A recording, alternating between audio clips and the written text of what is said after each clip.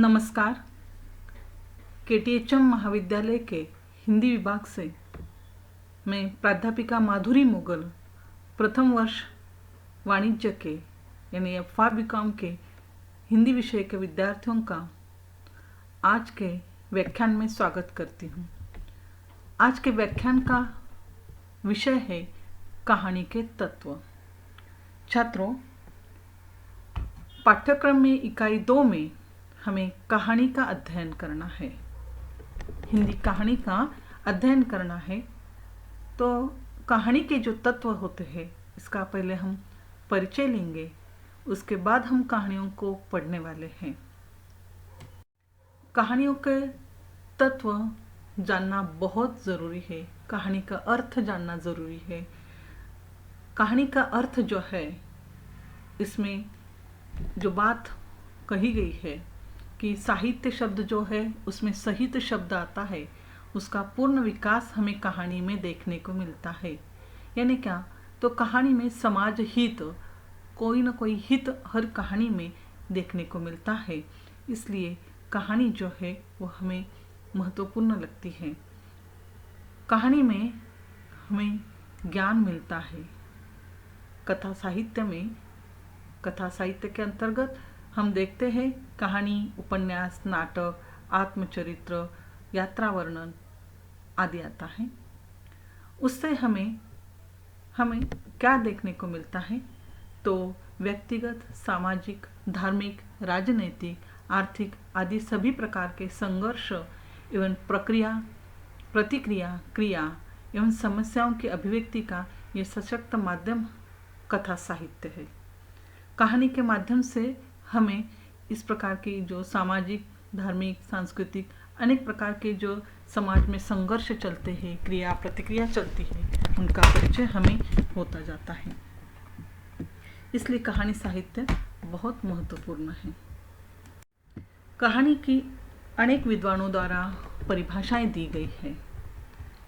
2 परिभाषाओं को यहाँ मैंने दिया है।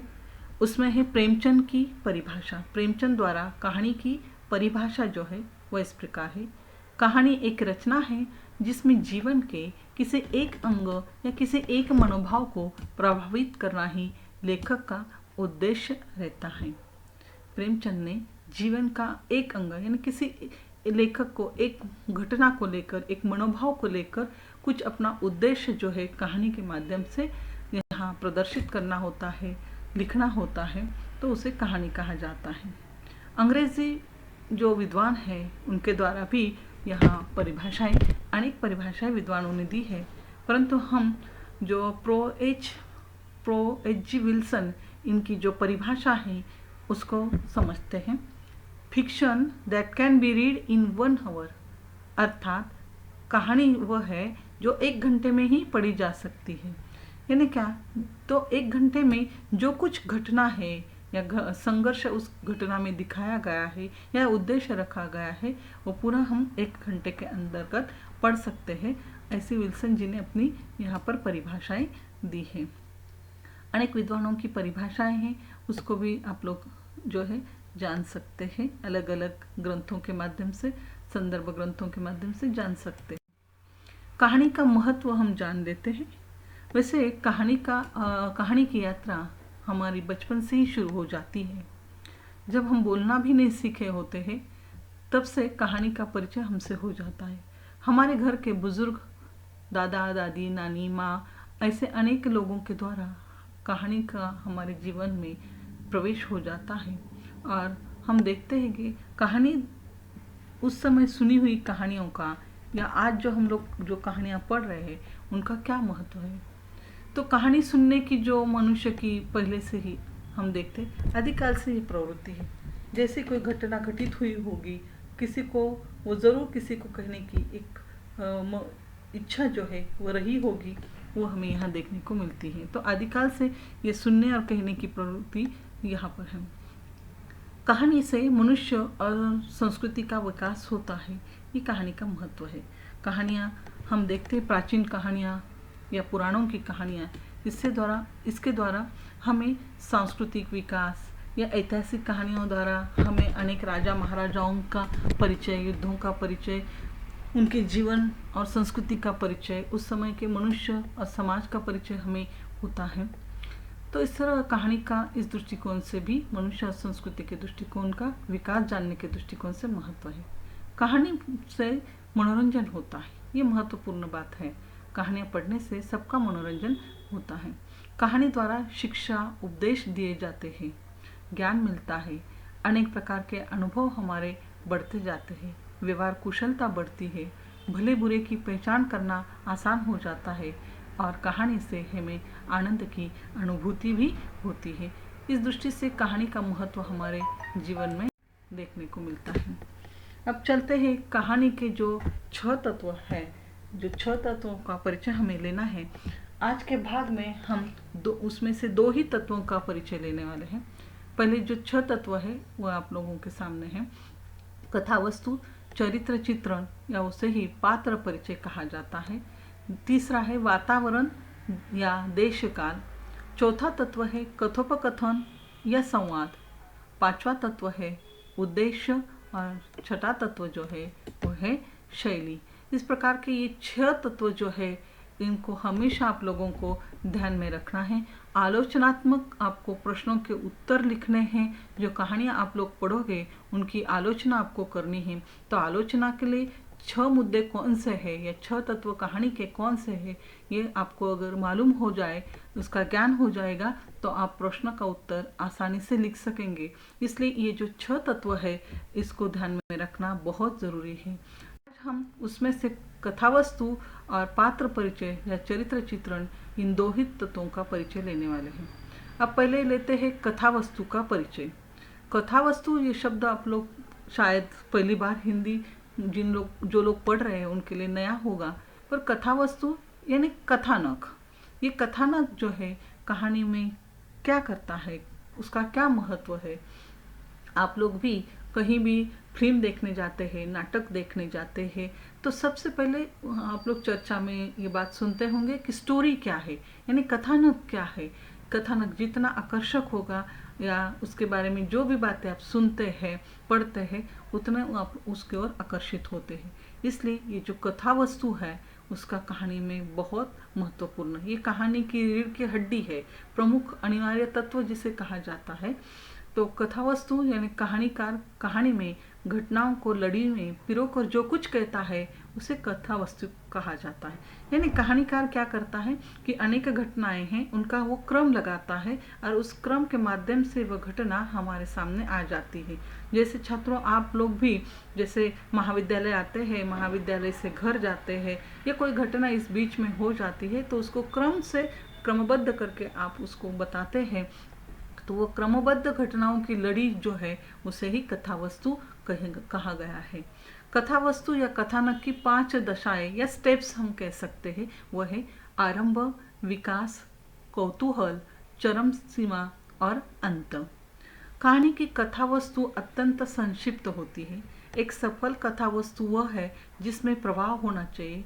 घटनाओं के आपस के संसर्ग से कथानक की स्वाभाविकता स्वतः विकास की ओर गतिशील होती है। घटनाओं के पात्र और पात्र से घटनाएं जंजीर की भांति जुड़े रहने चाहिए। कथावस्तु में उत्सुकता सन्निहित होती है, यह अंतिम बिंदु तक जाकर समाप्त होती है। कथानक आरंभ होकर प्रायः किसी न किसी प्रकार के संघर्ष द्वारा क्रमशः उत्थान को प्राप्त करता हुआ चरम या तीव्रतर स्थिति को पहुंचता है। यानी क्या, कथा वस्तु शुरू में आरंभ में कैसी होनी चाहिए, तो आकर्षक होनी चाहिए, उसमें गति होनी चाहिए, उन घटनाओं का विकास हमारे सामने आना चाहिए, साथ में वो नेचुरल होना चाहिए, स्वाभाविक होना चाहिए, और एक घटना के बाद दूसरी घटना क्रमशः आनी चाहिए, तो भी हम उसको अच्छी तरह से समझ सकते हैं। उसके बाद जो है पात्र जो होते हैं वह और कथानक के जो पात्र है और वो घटनाएं जो है आपस में एकदम से जुड़ी रहनी चाहिए, तभी वो हमें स्वाभाविक लगेगी। नहीं तो घटना कुछ और है और पात्र कुछ और है, ऐसा होगा तो फिर वो कथा वस्तु आकर्षित नहीं करेगी, उत्सुकता उसमें नहीं रहेगी। इसलिए इस कथानक को लिखते समय एक लेखक को या रचनाकार को हमेशा इस बात का ध्यान जरूर रखना है कि घटना और पात्र जो है वो एक दूसरे से जुड़े रहने चाहिए। कथा वस्तु में इसी से उत्सुकता जो है बनी रहनी चाहिए। और जब यहाँ पर अंतिम बिंदु पर जाती है ये कथा वस्तु, तो उसमें क्रमशः एक जो संघर्ष निर्माण हुआ है कथानक में घटना के माध्यम से, उसकी स्थिति आगे बढ़ती हुई हमें देखने को मिलनी चाहिए।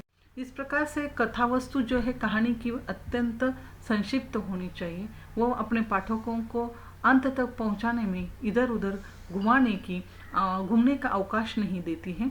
कहानी में कई घटनाएं होती है, किंतु उसमें एकता और अवंती होना आवश्यक है।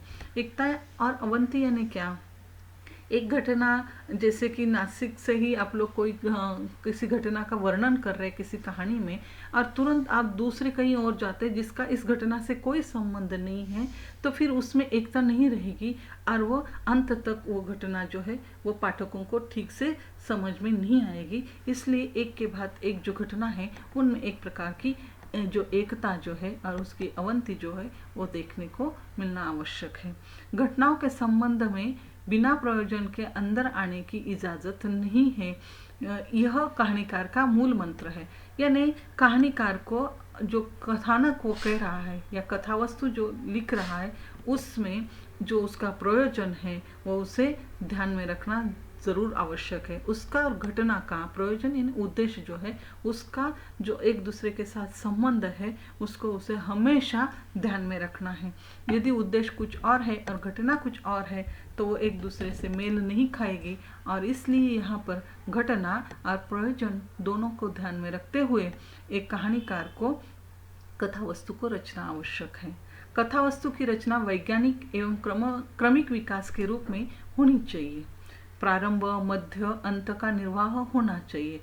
आरंभ अति सूक्ष्म, जैसे कि कोई कहानी है तो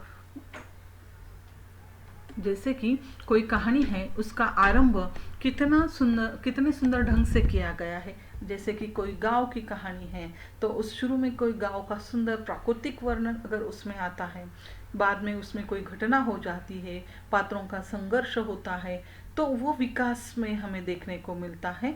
और जो संघर्ष या जो घटना उत्पन्न हुई थी उसमें क्या हुआ उसका उत्तर अंतिम भाग में हमें कहानी के मिलना आवश्यक है।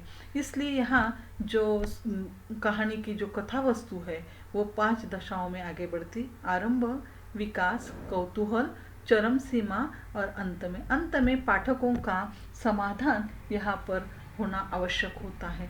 जहाँ पाठकों का समाधान हो जाता है, क्योंकि वो कहानी पढ़ता है, कहानी में पात्र होता है, पात्र के साथ कोई घटना, कथा वस्तु में घटना बहुत ज़रूरी है और कई घटनाएं हो सकती हैं, किंतु उसमें प्रमुख घटना एक होती है, उसको लेकर कहानीकार जो है बाकी रचनाएं करता है।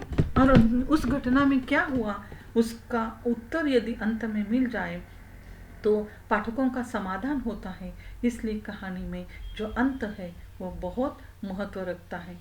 अंत को लेकर एक और बात यहाँ पर है कि शुरू में भारतीय कहानियाँ जो है सुखद अंत की हमें देखने को मिलती है, परंतु आगे हम देखते हैं कि बाद में हमारे यहाँ भी जो है दुखद अंत वाली कहानियाँ पाश्चात्य साहित्य के प्रभाव के कारण लिखी जाने लगी है। तो उन कहानियों का भी हम अध्ययन यहाँ पर करने वाले हैं। इस प्रकार जो है कथानक के बारे में हमने जान लिया है। अब हम जान लेते हैं चरित्र चित्रण या पात्र परिचय। कोई भी कहानी हो उसमें पात्र होना तो जरूरी है, पात्रों के बिना तो कहानी बन ही नहीं सकती है। तो पात्र जो है वो मनुष्य भी हो सकता है, मनुष्यतर हो सकता है, प्राणी हो सकता है, या कल्पना लोक के भी जैसे देवता है, परियां हैं, इनकी भी कहानियाँ यहाँ पर रची जा सकती है। तो इस प्रकार से काल्पनिक पात्र भी यहाँ पर कहानी में महत्व रखते हैं। पात्र जो है कथानक के नाम पर आयोजित घटनाएं कुछ व्यक्तियों से संबंध करती है। कथानक में जो पात्र आता है तो उस कथानक से उस पात्र का क्या संबंध है वह हमें चरित्र चित्रण में समझने को मिलता है। उन्हीं व्यक्तियों को पात्र कहा जाता है जो उस घटना से संबंध रखते हैं। तो पात्रों का चरित्र चित्रण को कहानी में बहुत महत्वपूर्ण स्थान है। पात्र जो होते हैं उनका चरित्र हमारे सामने आ जाता है। जैसे कि कोई कहानी का पात्र जो है गांव का कोई व्यक्ति है, तो उसी के अनुसार उसका चरित्र चित्रण अगर किया गया है, या उसका स्वभाव कैसे है, वो व्यवहार कैसे करता है, आपस घर वालों के साथ आपसी संबंध उसके कैसे, समाज के साथ कैसे हैं, ये सब हमें चरित्र चित्रण के माध्यम से ही पता चलते हैं। इसलिए पात्रों का चरित्र चित्रण लेखक जो है वो करता जाता है। उसका ध्यान हमें यहाँ प्रश्न के उत्तर में रखना है कि किस लेखक ने किस प्रकार इस पात्र का चरित्र चित्रण किया है।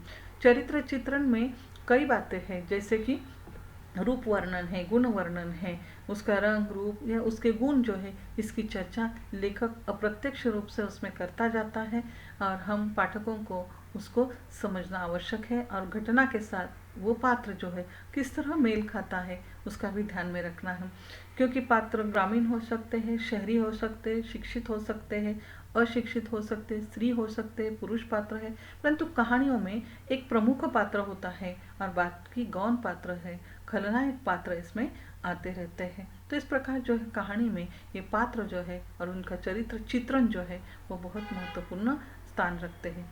कथानक को और घटनाओं को अभिव्यक्त करने का कार्य पात्रों पर ही निर्भर होता है। जो भी घटना हो रहे उसमें वो किस प्रकार की प्रतिक्रिया दे रहा है, उसके माध्यम से उसका स्वभाव, उसके गुण, उसके कार्य हमारे सामने आ जाते हैं। इसलिए घटना और पात्र बहुत महत्वपूर्ण होते हैं। पात्रों के बिना कहानी की कल्पना ही नहीं की जा सकती है। कहानीकार को अपनी ओर से कुछ नहीं कहने का अवकाश नहीं होता है। वह जो कुछ कहना चाहता है वो पात्रों के माध्यम से कहता है। कहानी का आकार छोटा होता है अतः पात्रों की संख्या भी सीमित होती है। कहानी का आकार छोटा होता है, यानी वो आप लोगों ने अभी थोड़ी देर पहले कहानी की परिभाषा देखी, 1 घंटे में वो समाप्त अगर हो जाती है तो उसमें जो पात्र संख्या है वो भी सीमित रखना होता है। और एक बार एक रचनाकार ने या कहानीकार ने कोई पात्र चुन लिया तो फिर उसे अपना कुछ नहीं कहना है, उसे जो भी कुछ कहना है या अपना उद्देश्य की ओर लेकर अगर जाना है तो वो पात्रों के माध्यम से ही कहता है। इन्हीं पात्रों के माध्यम से वो कहानीकार जीवन के अच्छे बुरे तत्वों को उजागर करता है। जो पात्र वो निर्मित करता है, कहानीकार अपनी कहानी में जो भी पात्र निर्मित करता है उससे वो जीवन के अच्छे बुरे तत्व, जो भी उसके विचार है, एक कहानीकार के विचार जो है, सिद्धांत है, जो भी उसे कहना भाव है, वो इस तरह पात्रों के माध्यम से अपने तत्वों को उजागर करता है। इसी को चरित्र चित्रण कहा गया है। इन पात्रों का स्वतंत्र व्यक्तित्व होता है। कथाकार द्वारा निर्मित होते हुए भी यह पात्र कथाकार के हाथ के कठपुतली नहीं बनते। कहानी के पात्र चाहे वास्तविक जगत के हो या कल्पना लोक के हो, किंतु उनमें सजीवता और व्यक्तित्व पूर्णता होनी चाहिए। ऐसे पात्र ही पाठक के मन में अपना स्थान बना लेते हैं। जो लेखक मानव मन का गहरा पारखी होता है और मनोविज्ञान का कुशल जानकार होता है, वह पात्रों का चित्रण करने में सफल होता है। यानी क्या, तो एक कथाकार को मानव मन जो है समझना चाहिए। किसी घटना में किसी पात्र का मन क्या कहता है, उसकी बाहरी व्यक्तित्व क्या कहता है, उसका मन क्या कहता है, मनोविज्ञान उसे उसका समझना जरूरी है। और यदि कुशल कथाकार है, मनोविज्ञान का जानकार है, तो वो पात्रों के मन में चल रहे द्वंद्व है, विचार है, कल्पना है, उसको बहुत सुंदर ढंग से वो शब्दबद्ध करके हमारे सामने रखता है। तो लेखक के द्वारा जो लेखक पात्र का जो व्यक्तित्व प्रदान करता है, बिना पर्याप्त कारणों को वो उसे बदलता नहीं। और पात्र भी एक बार लेखक की कल्पना में जन्म लेते हैं तो वे अपने व्यक्तित्व के अनुसार ही कार्यकलाप करते हैं। तो कहानी के जो सारे पात्र होते हैं, हम जानते हैं कि वो लेखक की कल्पना की उपज होते हैं। एक बार लेखक ने उनका जो चरित्र निर्माण कर दिया, फिर उसके बाद जो उसको स्थान दिया, जो व्यवसाय दिया, जिस प्रकार का व्यक्तित्व उसका एक लेखक ने निर्माण किया, उसी के अनुसार वो सारे कार्य करते रहते हैं। आपसी व्यवहार है, समाज के व्यवहार है, उसका व्यवसाय, जो भी कार्य एक दूसरे के साथ या उस कहानी में हमें देखने को मिलता है, वो सारे लेखक उसके व्यक्तित्व के अनुसार लिखते हैं। तो इस बात को हमें ध्यान में रखना है कि कि कैसे किस प्रकार से वो रचनाकार ने वो सारे कार्य हमारे सामने उस व्यक्तित्व के या चरित्र के रखे हैं। जब वो लेखक एकाध चरित्र को हमारे सामने रखते हैं तो उसमें उसके चरित्र चित्रण करते हुए उसे पात्रों के नाम रखने होते हैं। अब नाम रखते हुए भी उसे ये बात ध्यान में रखना पड़ता है कि वो घटना, उसके पीछे का जो समाज है या देश काल वातावरण क्या है, उसका उद्देश्य क्या है, ये सब इन सब बातों का ध्यान उसे रखते हुए पात्रों का नाम जो है देना होता है। पात्रों के नाम उसे समयानुसार जो है, जैसे कि अगर पौराणिक कहानी है तो राम कृष्ण इस प्रकार के नाम हमें देखने को मिलते। आधुनिक कहानी है तो अनेक आधुनिक नाम हमारे सामने नायक या नायिकाओं के आते रहते हैं। तो नायक का नामकरण करते हुए भी, क्योंकि जो कहानी होती है उस कहानी में जो एक प्रमुख पात्र होता है उसका नामकरण बहुत महत्व रखता है, तो नामकरण रखते हुए उसे बहुत सावधानी से वो नामकरण करने होते हैं। तो नामकरण में वो कई बातों का ध्यान यहाँ पर रखता है कि वो गांव से है, शहर से है, किस धर्म से जुड़ा है, किसी संस्कृति से जुड़ा है, उसकी भाषा क्या है, उसका वातावरण क्या है, वो किस विचारधारा से जुड़ा हुआ, इन सब बातों को वो ध्यान में रखते हुए अपने पात्रों का नामकरण करता जाता है। इस तरह यह नामकरण का भी महत्व चरित्र चित्रण में देखने को मिलता है। पात्रों और चरित्र का वेश विन्यास भी ध्यान में रखना पड़ता है। एक कथाकार को जो पात्र वो चुनता है, जब वो उसका चरित्र चित्रण करता है, चरित्र चित्रण के साथ जैसे उसका रूप वर्णन करता है, उसके कार्य का यानी गुणों का वर्णन करता है, उसी तरह हमें उस पात्र की वेशभूषा जो होती है उसका भी परिचय कई बार तो है अप्रत्यक्ष रूप से हमें अप्रत्यक्ष रूप से एक कथाकार वेशभूषा के माध्यम से हमें वो पात्र किस प्रदेश का है, किस वातावरण का है, किस संस्कृति से जुड़ा है, किस धर्म से जुड़ा है, वो हमारे सामने शब्दबद्ध करके रखता है, तो हमें उसका परिचय हो जाता है। इस प्रकार जो है पात्रों का परिचय भी हमें मिलता है वेशभूषा के माध्यम से। वेशभूषा किस प्रकार से वो पात्र करता है उससे हमें कई बार उसके व्यक्तित्व का परिचय भी मिलता है। इसलिए वेशभूषा का यहाँ बहुत महत्व होता है चरित्र चित्रण में। इसी तरह भाषा का प्रयोग, पात्र जो होते हैं कहानी के पात्र किस प्रकार की भाषा का प्रयोग करते हैं, विदेशी शब्दों का प्रयोग करते हैं, देशी शब्दों का प्रयोग करते हैं या कोई और ऐसी भाषा का शब्द का प्रयोग करते हैं, तो उससे भी कहानी में बहुत महत्व यहाँ चरित्र चित्रण में हमें देखने को मिलता है। तो उम्र का भी ध्यान रखना पड़ता है। यदि छोटा बालक है तो उसकी भाषा का प्रयोग करते हुए उसका चरित्र चित्रण करते हुए इस बात का ध्यान में रखना है कि किस तरह के यहाँ पर भाषा या शब्दों का चयन यहाँ कहानीकार ने किया है, क्योंकि शब्द चयन और पात्र जो है वो एक दूसरे से जुड़ना बहुत आवश्यक है। इस प्रकार से भाषा प्रयोग का ध्यान एक कहानी को या कथा रचने में और चरित्र रचने में बहुत महत्वपूर्ण होते हैं। आधुनिक कहानी जो हम देख रहे हैं उसमें यथार्थ और मनोविज्ञान को महत्व दिया जा रहा है और इसलिए कहानी में चरित्र चित्रण बहुत महत्वपूर्ण हो गए हैं। अब घटना और कार्य के स्थान पर पात्र और उनका संघर्ष ही कहानी की मूल दूरी बन गया है। कहानी के छोटे आकार और तीव्र प्रभाव के कारण वो सीमित होती है और दूसरे पात्र के सबसे अधिक प्रभावपूर्ण पक्ष की उसके व्यक्तित्व की केवल सर्वाधिक पुष्ट तत्व की झलक प्रस्तुत की जाती है। अजय की शत्रु की कहानी में एक ही पात्र है जैसे कि, और दैनंद की कहानी में जो पात्र आते हैं वो मनोविज्ञान पर आधारित होते हैं। इसी तरह प्रेमचंद की कहानियों में जो पात्र आते हैं वो समाज के हर वर्ग से आते हुए हमें देखने को मिलते हैं। इस प्रकार से हम यहाँ पात्र परिचय का अध्ययन हमें करना है। जब भी आप कोई कहानी पढ़ोगे तो उसमें आप लोगों को ध्यान रखना है कि किस प्रकार पात्रों का परिचय एक कहानीकार ने हमारे सामने रखा है। आज के इस व्याख्यान में आप लोगों ने कहानी का अर्थ समझा, कहानी के जो परिभाषाएं मैंने संक्षेप में दी हुई थी, उसके बाद कहानी के जो 6 तत्व थे उनको आपके सामने रखा। उनमें से 2 तत्वों की चर्चा, कथा वस्तु और चरित्र चित्रण, इसकी चर्चा आज के व्याख्यान में हुई है और आप लोगों ने इसको सुना, इसलिए बहुत बहुत धन्यवाद।